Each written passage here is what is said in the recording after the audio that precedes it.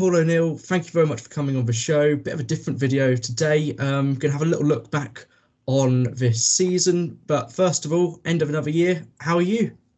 Yeah, end of another year, Louis. Mental, mate. It's crazy. The time just seems to fly by. It's November, middle of November now, isn't it? So, yeah, crazy stuff. Really enjoyed last year. I'm good. I'm obviously a journalist for ITV Sport, so gets a bit less busy now, and then all of a sudden it ramps up again because I have to do a lot of hosting for awards dinners and a bit of talking at awards dinners. So a bit of prepping here and there, and yeah, trying to keep on top of life as well, mate. So I'm all good. How are you? Are you good? Yeah, very well. It's all changed since we spoke last. I'm now at university in Derby, studying sports journalism.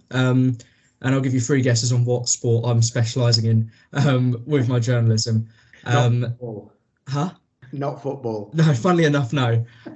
So yeah, it's great to be doing this, and obviously this is sort of these kind of interviews is how I started. But when we're looking at BTCC in 2023, I guess the most important thing is Ash Sutton and Napa Racing. They were pretty unstoppable this year, weren't they? Yeah, I mean, it was weird for me because, I know all of the drivers in the paddock, and I had so many of them, just saying there's just we've got no chance. Like from probably the first free practice at Donington Park. I think if that was the first round, I can't remember. I think it was, wasn't it? Mm-hmm. It was, wasn't it? Yeah.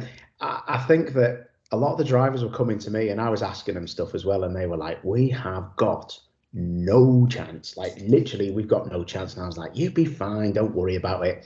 But we actually all knew, me and Tim Harvey especially, who've driven in the championship before and won races, and he's won a championship. We knew that Ash, unless something horrific happened, Ash was always going to win it. So it was unbelievable. It was an unbelievable season, but also for me, it was a game of actually losing a lot of friends on Twitter and social media because I had to defend Ash from people saying he was cheating, but I know how good he is. So it was a difficult one because social media really did take a turn for the worse for British touring cars, I think. And it was, I'm not backwards and coming forwards, and I'll always support, people who I think deserve the support. And Ash needed it because I know how good he is. So yeah, it was a difficult one, but great as well, Louis. It was good to cover. It really was.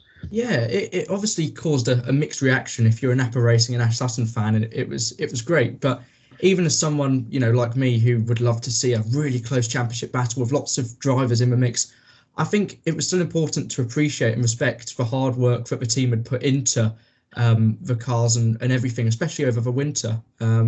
And I've said this before, it sort of made me laugh because you go back to the 90s and that's an era of touring cars which everyone praises massively because of the super touring. But you look back on some of those seasons and some of the teams and drivers were very dominant. Williams and Renault springs to mind in, I think it was 97, wasn't it? So yeah, exactly that. It was, I think that is exactly the right thing to say about it. You have to appreciate the hard work that went on, and the championship was won in winter, like you've just alluded to. Speaking to the tyre supplier and people at the tyre supplier, they were telling me that they were really the only team that they could see started early and had not a proper program. That's disrespectful to other teams. They had more of a diverse program, and they had the top drivers to carry out that program and spread it evenly between them. So, there was a lot going on behind the scenes that the fans will never see and they'll never know about. They just judge it on a Sunday afternoon when you can't do that. So yeah, it was dominant, but also looking back at the Super Tourer era, it was reminiscent of that really, how Napa Racing run their weekends and their test programs was testament to the money that was put in, and it's give the other teams a kick up the backside. That's what it's done. It's not, I think it's some teams maybe have not rested on the laurels, but they've just done what they think they've needed to do. And whereas Napa and Ash and the other drivers have just in that team have literally left no stone unturned, full stop. It's been, can I tell you something, mate? I wouldn't want to race against that team. I'm glad I did touring cars when I did it, because Unless I was in that team, I wouldn't want to. I just wouldn't want to race against them. That's how I see it. Really, you'd just be battling for scraps all the time. Yeah, yeah. It's, to be fair, compared to the period of time you were in the championship, it's changed a lot, hasn't it? And BTCC is huge now, isn't it? You've got these massive teams. Team Hard, they're running 6 cars this year, so it is good. The growth and popularity the championship's had, I think, especially the last few years. Yeah, definitely. You've got to remember that I'm a fan of British touring cars, firstly and foremost. Then I was a driver, and now I'm in the media. So I'm still a fan, and I always will be a fan of this amazing championship. But it has come on leaps and bounds. When I left the championship fully in 2011, let's say, it was in a transition period where it was going from different regulations to the ones that we have now plus hybrid. Yeah. So there was a little bit of, it was in a good place then. It really was in a good place then. The crowds were great, but there wasn't any stability. People were wondering what to do about the rules, and I was one of them. I left because I didn't like the rules. I didn't like them because I could see the expense would be horrendous, and somebody like me wouldn't be able to compete because I couldn't find the money as it was. And what's happened is the championship has become stable in its regulations. All the teams have got behind it, and I've got full credit for them. And do I regret leaving at that time? Absolutely not. No, it was the best time to leave for me because I think I would have become probably a midfield runner because the championship was so competitive, and the team that I was in were able to be competitive because you didn't need as much money as you do now. So it has come on leaps and bounds, and it is an amazing championship to be in. But like you say, there's people I know I could just about beat that are now battling for 14th, 15th position. Yeah. Crazy, mate. It's mental. Like, literally, it's near enough too competitive. Yeah. I'm being honest. Yeah, very much so. And I think, maybe to a point, it's amazing we've got these big manufacturer teams, but it's almost a bit reminiscent of the Super Tours, like we were saying. But I imagine it does make it very difficult for some of your smaller independent teams, especially, money's tight at the minute, and getting sponsors is easier said than done, isn't it? Yeah, exactly. And I don't think we'll know where we are in 2024 until we get to February because, hats off to Team Hard. How they have ran that amount of cars in that championship, I know teams that are struggling to run 3 cars. Yeah. I know that for a fact. And these are teams that you look at on screen and think, oh, they've got loads of budget. They really haven't. Cash is tight. Cash flow, especially in the early parts of the year, is difficult for a lot of teams. So hats off to them for getting their heads down and keeping going and ploughing on and just getting the job done as best they can. It's difficult out there. It really is. And it is reminiscent of the Super Tourer era. The only thing that isn't reminiscent of the Super Tourer era is the drivers making money, because a lot of them struggle and have to have 2 jobs, which some did in the Super Tourer era, but there was more professionals and international professionals that relied on racing, and that was it.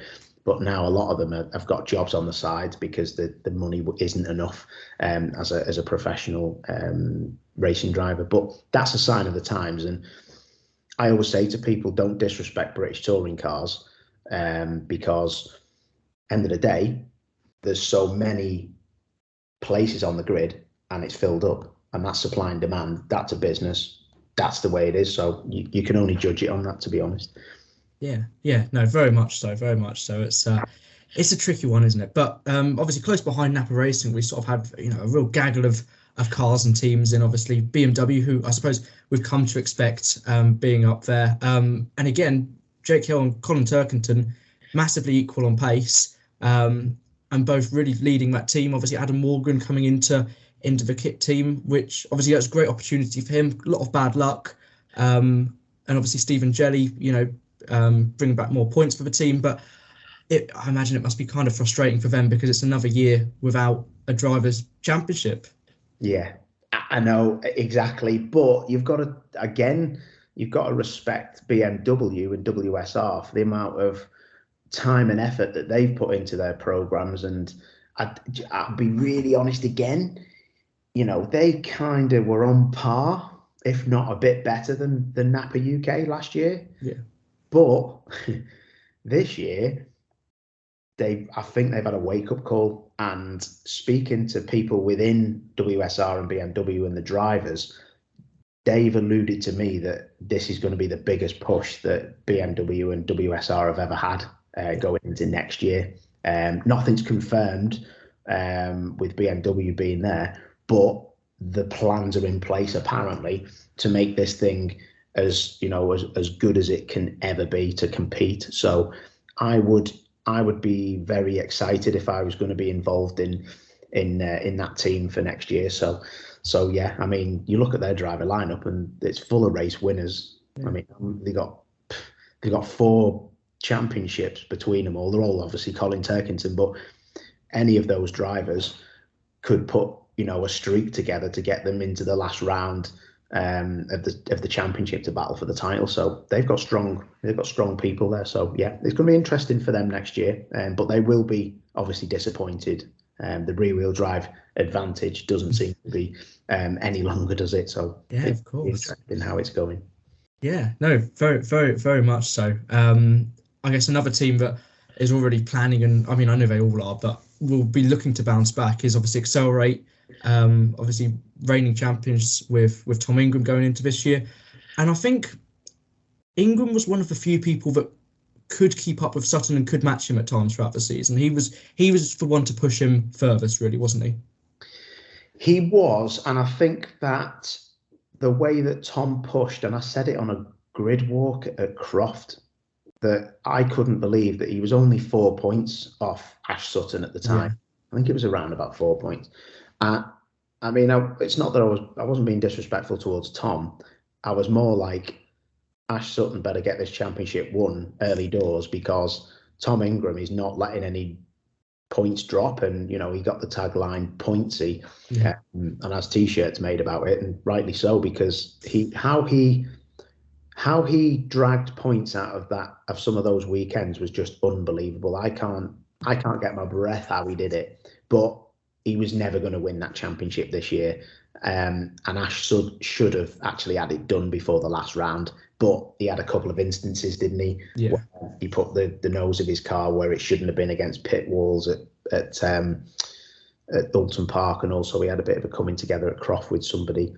But everyone else had their problems as well. But I say, if Ash had had it all his own way, he would have had that championship done with probably, I'd say, he could have done it with 6 races to go, not 6 weekends, 6 races to go. That just shows you how good him and the team were this year. Yeah, no, very much so. And I think Accelerate, a great example with how quickly things can grow in the BTCC. With, they came into the championship in 2019 with the 2, by that point, quite old MGs. And, a few years later, they're one of the biggest teams. They've got championship belts. They've got championships under their belt. It's amazing, really, when you look how far they've come in such a short space of time. Yeah, and I think what's not said enough about Accelerate, and I know the team pretty well, because my old team owners and team management, Marvin and Sandra Humphreys, run that team for Accelerate on behalf of Justina and Anthony Williams. So I know them pretty well, and I met Anthony and Justina in the mini challenge a while back, probably 2013, something like that. I did a guest round in their mini championship, and they were like, asking me all sorts of questions about British touring cars. And I said, have no doubt your team and how you operate would easily walk into the British touring car paddock and be able to put on a good show. Might take a bit of time, but you could do it.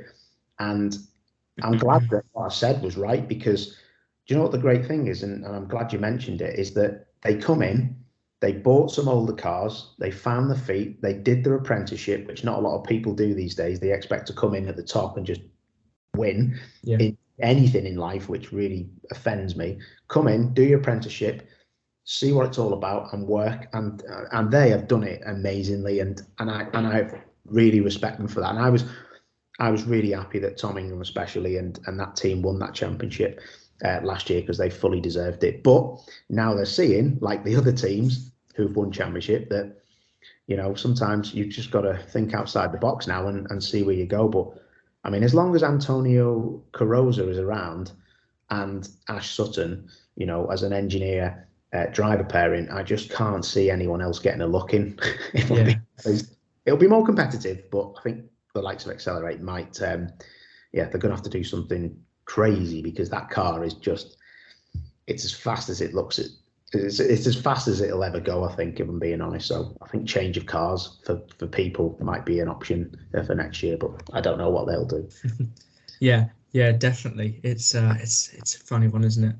But good. You obviously mentioned the mini challenge, MVO of Accelerate Garage. It was good to see Ronan Pearson progress up to BTCC, because I suppose you could argue that's what the mini challenge is there for. It's sort of the step below, isn't it? So it's good to see him get that opportunity, and he had some very impressive performances throughout the year, didn't he?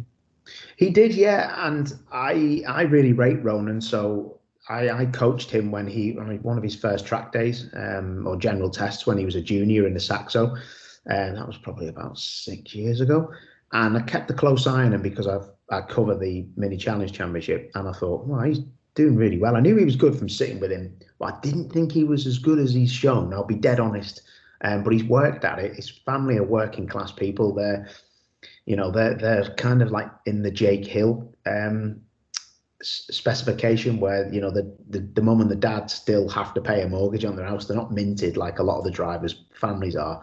So I've got massive respect for Ronan, and he does remind me of Jake Hill quite a lot. And the way he goes about his business, he's very, very switched on and clever. And to get a multiple year deal off the back of this one, we'll see him right, because I always say to people when they come into touring cars, the first year they have is free. Nobody cares if in 6 races you're a star.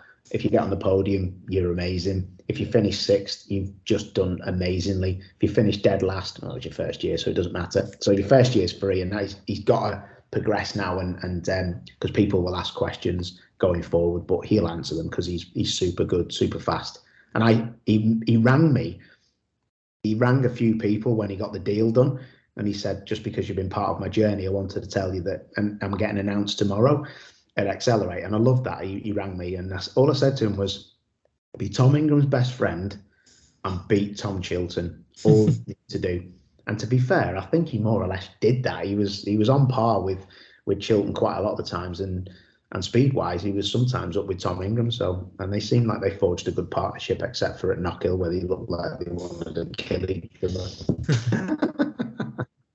Yeah, no, it's amazing. I remember saying I did a grid walk actually back at Snetterton for the touring cars, and I remember saying how impressive it was for Ronan Pearson was matching Tom Chilton, who is one of the most experienced drivers on the grid. And obviously Chilton knows that championship inside and out, so he could sort of. It's sometimes in the BTCC, it's not how you deal with stuff on your good days, it's how you deal with the bad days. And I suppose Ronan, he fell into some bad luck, and obviously he missed some opportunities of getting good results. But like you said, it's all about learning, and he's built the foundations of what should be a very long and successful career in the BTCC. Yeah, definitely. I think that's what we're going to see. We'll see him as someone who'll probably get to, I'd like to think, where Tom Ingram's going to get to, and hopefully he gets the right chances, but commercially he's very savvy, so I can see him doing a good thing and making sure, like you say, he deals with the bad days as well as he deals with the good days. That is the answer to it. Yeah, very much so. Moving on to Toyota, good pace. We know it's a good car, but some bad luck along the way. But I suppose you could say that about most teams, can't you? But Ricky Collard really impressed this year, and perhaps even overshadowed Rory Butcher a little bit. I'm so glad you said it. Yeah, I think that what I take from Speedworks and Toyota is that I'm hoping that they had this as a learning year with the new engine, the Toyota engine that they had this year from the Supra, I think it was from. So yeah, I mean, I'll be honest, they didn't really make as much of a splash as I thought they would. I thought Rory was a little bit off the pace, but that's not taking anything away from Ricky Collard. I thought he was, and I spoke to him at Brands Hatch before they went out for the first round, and I said, mate, I just want to say you have been astounding this year, your best ever year in British touring cars. He stayed out of trouble. I think he was one of the highest average scorers every weekend. Yeah. Like super special. And he got a lot of plaudits from the right people. And yeah, I was really made up to see Ricky do as well as he did, because it must be difficult having his dad robbing his ear all the time saying, do this, do that, make sure this doesn't happen. You just want to get on and race, and Ricky's shown that he can do that, because I really rate Rory on his day as one of the fastest drivers out there, no doubt at all. Yeah, very much so. It's been obviously, like I said, with a lot of drivers, they were plagued by bad luck, and I think the next team did have that quite a lot, and that was One Motorsport. It was a tricky one for them, wasn't it? It was an awful year, wasn't it? I mean, I felt so sorry for all the drivers, really, that were involved in that team. The car on paper looked amazing, but for some reason, whether it was aero or charge cool temperature to the engine, not cool enough to actually make the turbo work as good as it should, something was not right, because Josh Cook didn't win a race. I can't remember Josh Cook winning a race, and that's probably his most unsuccessful season for a long, long time in the British Touring Car Championship. So, yeah, I was very disappointed, because they promised so much, to be honest, and it just, I think from day dot this year, it just didn't look like it was going to happen. And the only thing I can say is I've probably seen one of the most exciting starts to a race I've ever seen, and it involved the One Motorsport cookie car, which was at Knockhill with Ashton. So yeah, I mean, driver-wise, Josh has still got it in tricky conditions, but he didn't have the tools, and yeah, they need to go back to the drawing board, and I think they know that too. So, and Jade Edwards as well, it really had a knock-on effect to Jade, because Jade was then, in a car that she thought might be a step forward, but because Cookie couldn't get the thing going and was qualifying 12th and 13th and 14th, it meant that Jade was always going to be 19th, 20th, which was a shame. So yeah, hopefully they have a better year next year.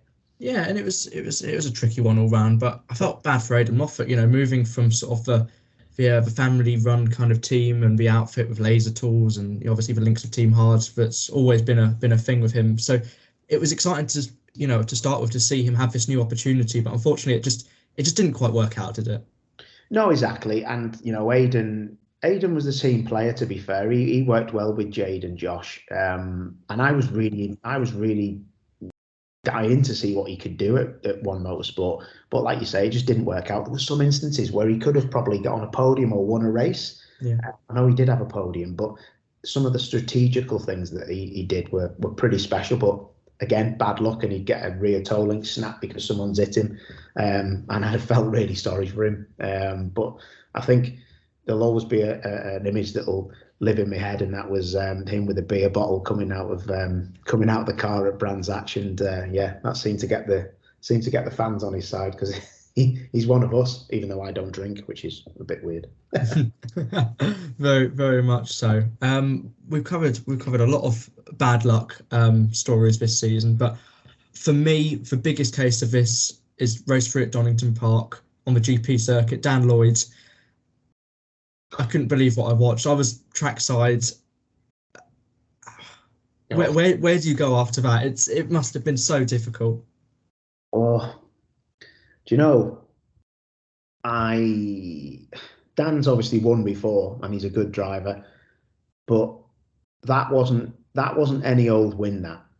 That was an interesting race, because I think it defined his season, and even though he didn't win, he got so much amazing positive coverage, and I think it's done him amazingly in the long run, because it made a lot of people stand up and think this guy is actually pretty good. We know he's good, but he's very good. What he did in that race to hold off the rest of the field and not make a mistake, he did not deserve that. I mean, horrific. I've had that before, where a drive shaft has snapped, and it makes you think something at the back of the car's gone, because the differentials in the cars are so tricky and powerful that if one wheel isn't getting drive, it's like a tank. It'll just turn you around the other way. Yeah. So, I mean, I know Dan very well, and I know that, he wouldn't have been thinking about hitting the wall. He'd have been thinking of, I've just lost this race. And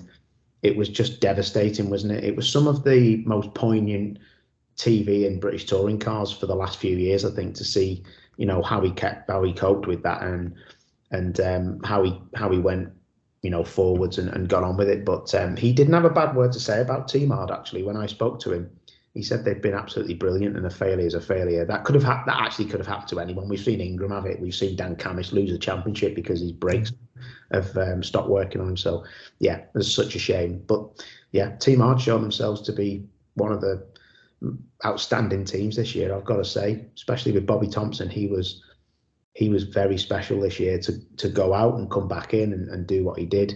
And he had help from Barry Plowman, ex-Team Dynamics, and also Matt Neal. They were a very good team. They deserved a win, no doubt, this year, which is a shame. That car looks very good chassis-wise, I must admit, and to do what they did with that Toka engine was pretty special. Yeah, very much so. I had to give a mention to Bobby Thompson because him and Dan Lloyd, I think in particular, have really pushed the team forward. They seem to work well together. They seem very equal on pace. They obviously both suffered with bad luck at times, but you can really see the progress they're making with that car now. Yeah, exactly. Yeah, I mean, they've had it for quite a few years now, haven't they? But they seem to be getting on top of it. If it did have, an engine maybe that was a bit like a Neil Brown engineered engine or a Swindon engine or something like that was not not an off-the-shelf Toka engine, I would be interested to see where that car goes. But I might be wrong, and it might just show how good that Toka engine is as well, that we don't give it credit for, because that chassis, I was just getting told all year, was one of the best on the grid. Yeah. And I was thinking, yeah, all right.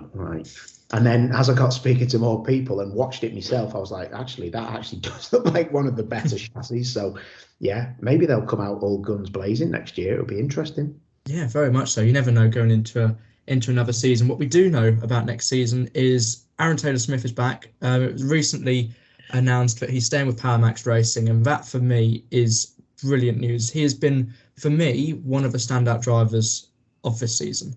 Yeah, of course. And it kind of come from nowhere with Aaron, because we were all talking about Andrew Watson at the first hand, the rookie coming in the damp. That car's always been pretty good in the wet. But we just didn't know where this speed had come from, because they'd been kind of nowhere. I think they were decent at Thruxton the year before with Ash Hand and Michael Crease. And we were like, oh, they're back. And then they were nowhere again. And then all of a sudden, there was this amazing turn of speed, and Aaron Taylor-Smith midway through the year just absolutely come into his own and seemed to be at the front of every weekend that we went to. Yeah, no, it was... Yeah, but also Mikey Doble on pole at Silverstone. I mean, he was battling with Andrew Watson for the Jack Sears, and we kind of didn't really talk about him, which was a shame, because he deserved all the credit he got. But those three drivers were absolutely brilliant, and that team and Adam Weaver should be very proud of what they did last year. It was, or even this year, it was amazing. Yeah, definitely. It was really great to watch, and I spoke to Mikey Doble a few times throughout the season, and it was great to see him sort of get to know the championship better, and his season grew and grew, and the season, the team as a whole. It was great to watch, because I think they really wanted to prove that there was still more to give from the oldest car on the grid, being that slightly older Vauxhall Astra. When fans, it's very easy for them to just count it out and say, get a new car, but it's not that easy. And there was still more to give, wasn't there? So it was good to see. Yeah, it was good. And again, I don't know what they'll do next year, because there are rules on how long the car can be on the grid for, or what kind of model it is. But to get that car with that engine just shows that it was definitely a well thought out team this year, and the drivers did step up and make the difference as well. Yeah, very much so. It was a very interesting season, quite different to some of the previous ones. Have you even started thinking about next year yet, or is it too early? I'll be dead honest, it's a bit early. Yeah. The other thing I will say is, there's new rules for next year as well on certain things. And I'll be really honest with you, Louis, I've not even looked at them myself properly. I've heard about them, about the hybrid and about the new qualifying format and the practice format, but I literally haven't clicked on the links that have been sent. Because when it gets to this time of the year, it's not that I'm busy with other things. I like to switch off as well, because it becomes, it kind of takes over your life. And it's like every weekend and every day leading up to it, you're kind of living in touring car world. So I start thinking and looking about what's going to happen, probably mid-Jan going forward, because then I know a bit more about where the drivers are going to be and what cars they're going to be out there, and all the silly season then stops and people start having to put their TBLs in place and drivers have to be announced. Yeah, very much so, and it's good to see you're going to be at Autosport next year. It's always a nice early sort of motorsport thing or event to look forward to, and sort of kick starts the season.